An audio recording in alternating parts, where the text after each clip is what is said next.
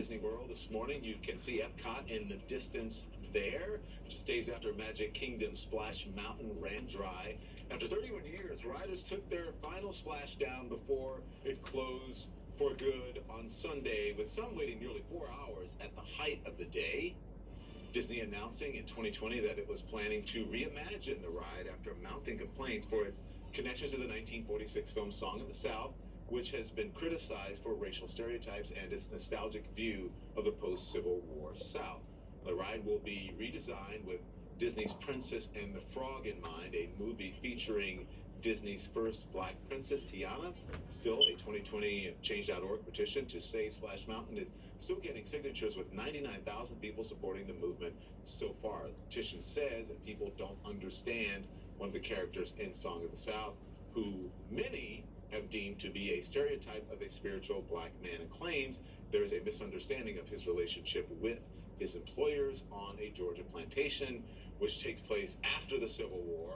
It goes on to say modifying Splash Mountain will not change history and will only encourage the easily offended to continue making desperate attempts at finding offensive and additional attractions.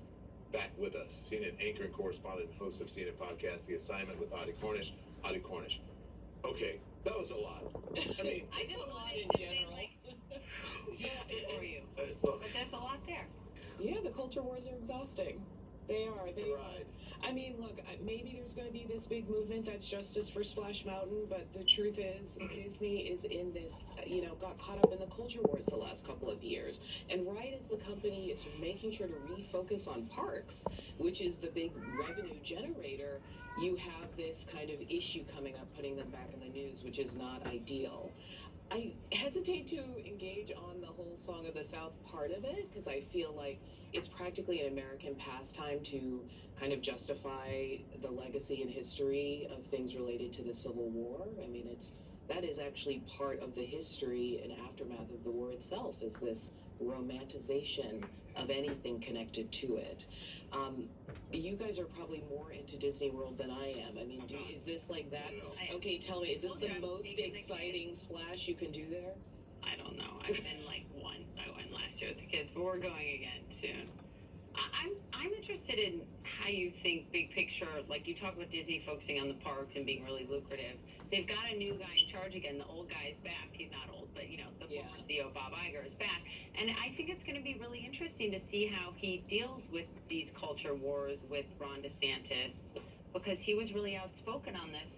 The sort of broader issue when Florida went after Disney about a year ago, than Bob Chapek was. So do you think new management changes things? I mean, it will be interesting to see how they try and walk the line. Disney has done so much in the last few decades to really modernize its programming and the stories it's telling children, the way it presents families and ideas about families. That's very disruptive to people who see it fundamentally as a legacy brand and as something that is supposed to kind of look the same forever. You know what I mean? Like, Mickey Mouse always looks the same, basically. And I think that seeing this pushback now has been very jarring for them, and it will be interesting to see how this Keep boss Mickey comes Mouse to it. and do important things. Like, one of our favorite movies in our household is Disney's more recent Princess and the Frog, and it is important for our children to see that diversity in these princesses. Come on. Yeah, and I think again, That's the key, I think. yeah.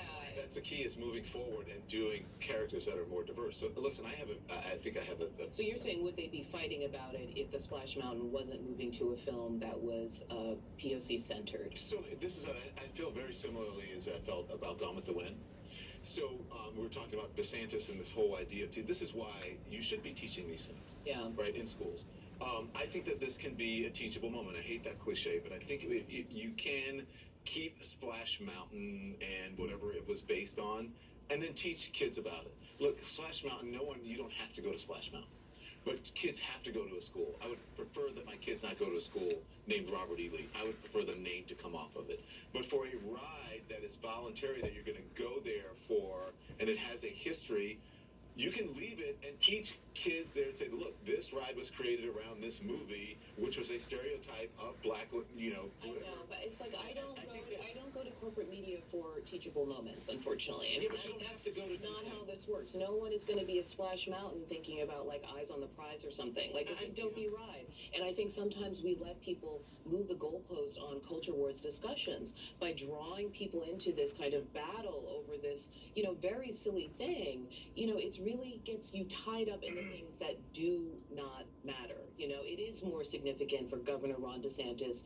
to be tearing into the classroom saying what should and shouldn't be on the curriculum. It's far less so about like what colors Splash Mountain is painted. You know, I think it's a distraction from real political issues. Well, I'm just trying.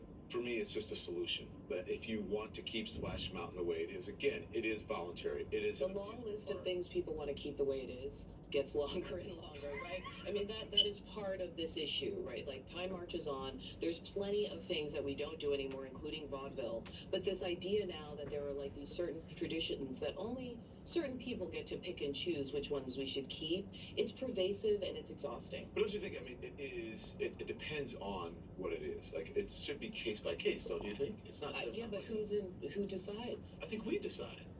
Well, I it think we sounds were like talking about people the with change.org. petitions decide. Yeah, exactly. What This is does like change.org mean? what It's was it? anybody. 21,000 signatures to change it. But change.org is anything. I mean, Yeah. they could. Someone I'm can not just go on and keep voting. So it doesn't really matter. What does change.org mean? Yeah, no, change.org is important. I'm just saying that I think sometimes when we get riled up in these debates, we have to say to ourselves, what is this really about? Who's really behind it? And how much of a difference does it make to our material lives? So you think Splash Mountain makes that much of a difference? I'm saying people splash away. It's fine. And if you need to put on headphones and play Song of the South to enjoy that ride, you get your life, you know? But I don't really think that is a hill you want to die on. I do watch some of the cartoons, and I'm like, it's cringy. I watched It's very Peter Pan. That's a whole other debate. I mean, I won't be playing Dumbo in my house, but I mean, Disney knows that, right? That's why they have made the changes they have. Thank you, Audie. Someone messaged me after your last segment with us in the 6 a.m. hour and said how great it was, and I said she's a gift to our network. Oh.